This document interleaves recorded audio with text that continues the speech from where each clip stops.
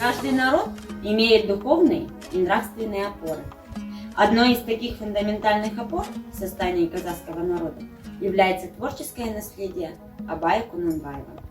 В его произведениях максимально отражены традиции народного творчества.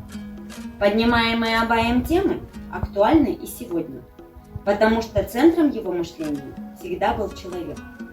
Заслуги поэта-просветителя трудно переоценить. Поэтому к 175-летию Абая Кунанбаева Надеждинская сельская библиотека продолжила литературную эстафету, направленную на популяризацию чтения и литературного вкуса у казахстанской молодежи. Уникальность Абая в том, что характеристика «великий» отражает каждую сферу его деятельности, буквально за каждым фактом его биографии, за каждой строчкой его произведения. А сейчас Бежанова Лариса, поклонница творчества Абая Кунанбаева, расскажет вам его стихотворение. Абай Кунанбаев. Асимпас булма арниге. Асимпас булма арниге.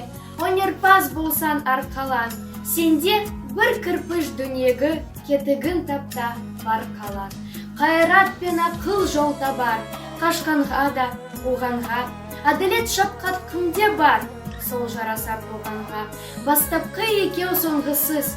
Бітте қалса қазаққа. Алдын жалын, артын мұз. Барар едің қай жаққа? Пайданы көрсен бас ұрып. Мақтанды іздеп қайғы алма. Мұнынды орлап жасырып. Майданға түспей бәйге алма.